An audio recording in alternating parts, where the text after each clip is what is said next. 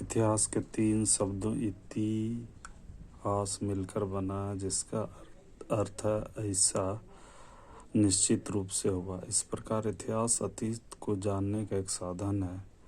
किसी समाज या राष्ट्र के इतिहास के अध्ययन के द्वारा हम उस समाज और राष्ट्र के अतीत का ज्ञान जान सकते हैं। यहाँ अतीत से हमारा तात्पर्य उस राष्ट्र के संस्कृति और सभ्यता से है। प्रत्येक देश अथवा राष्ट्र की अस्मिता की पहचान उसकी संस्कृति और सभ्यता से की जाती है। संस्कृति के अंतर्गत मानव के समस्त क्रियाकलाप आते हैं, जबकि सभ्यता के अंतर्गत उसके भौतिक पहलुओं पर विशेष जोर दिया जाता है। प्राचीन काल में भारत के विशाल उपमहाद्वीप को भारतवर्ष और भारत की भूमि के नाम से जाना जाता है। विष्णु पुराण में उल्लेखित है कि समुद्र के उत्तर में हिमालय के दक्षिण में जो स्थित है वह भारत देश है। वहाँ की संस्कृति भारतीय है। इस देश का भारत नामकरण ऋग्वेद काल के प्रमुख जन भारत के नाम पर किया गया लगता है। भारत देश जम्बूद्वीप का दक्षिण भाग था। सिंधु द्वारा सिंचित प्रदेश का इंडिया नाम सबसे पहले हक्कामानी ईरानियों द्वारा दिया गया। फारसियों के पवित्र ग्रंथ जिंद अवस्था में सरस्वती को 7 नदियों के क्षेत्र का उल्लेख करते हुए सप्त संदेव शब्द का प्रयोग किया गया है।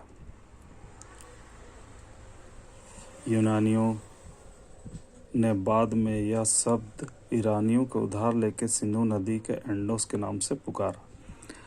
ईरानियों के फारसियों का पुस्तक मेहरयास्त यासना के सब सिंधु का स्थान पर हप्त हिंदू का उल्लेख मिलता है। उससे पता चलता है कि ईरानियों सा का स्थान पर हा का प्रयोग करते थे। इन्हीं पुस्तकों के बाद में हिंदू का स्थान पर हिंदू शब्द का प्रयोग मिलता है, जिसमें पता चलता है कि इस शब्द का विस्तार इंडस के क्षेत्र में आगे के प्रदेश तक था। भारतीय यूनानी इतिहासकार हेरोडोटस ने इंडोस शब्द का प्रयोग पर्शियन साम्राज्य के क्षेत्रफल के लिए किया गया था, किंतु बाद में यूनान तथा रोम दोनों के लेखकों द्वारा इस शब्द को समूचे देश के लिए लागू कर दिया गया।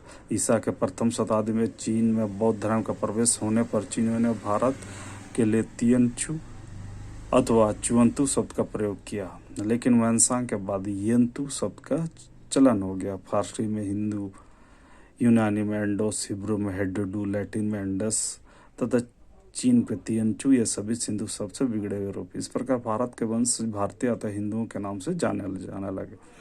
इस सिंह कहता है कि हिंदू नाम का प्रयोग केवल उत्तरी जनजातियों द्वारा किया जाता है और स्वयं भारत के लोग इसे नहीं जानते। एक प्रदेश के रूप में भारत प्रथम सुनिश्चित उल्लेख 6वीं-5वीं शताब्दी ईसा पूर्व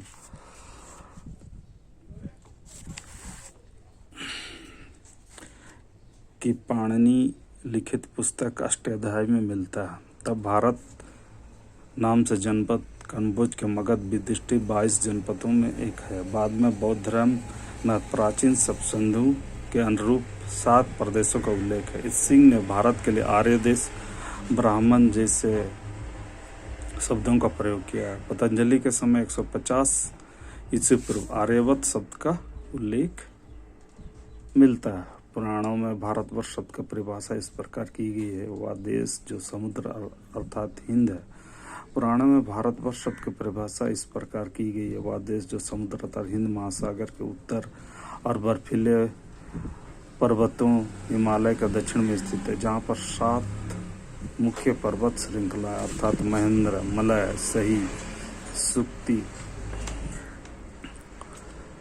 मतृच्छी, गोंडवाना के पहाड़, विंध्य और परिच्छे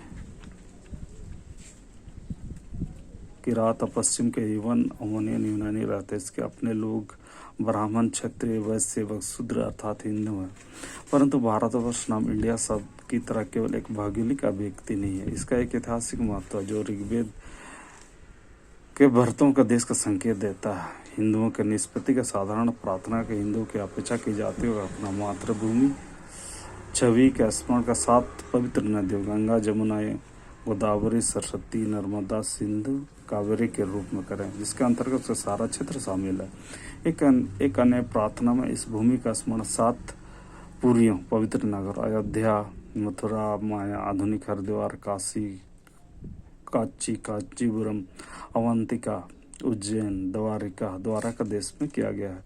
यह नगर भारत के महत्वपूर्ण क्षेत्र का प्रतिनिधित्व करते हैं। शंकराचार्य ने देश की एकता को प्रोत्साहित करने के उद्देश्य से देश के चारों छोरों पर 4 मठ स्थापित किए। उत्तर में हिमालय के बद्री केदार के निकट ज्योतिर्मठ, पश्चिम में द्वारिका में शारदा मठ, पूर्व में गोवर्धन मठ और मैसूर में श्रृंगी मठ। इस प्रकार हिंदू संस्कृति में संप्रदाय अथवा अंतर्राष्ट्रीयता के सहायक विरोधी नहीं है।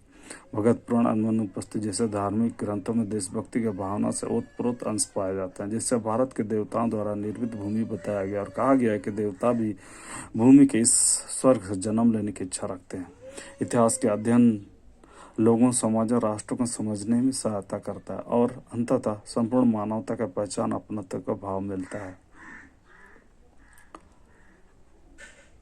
इतिहास का अध्ययन लोगों को उनकी संस्कृति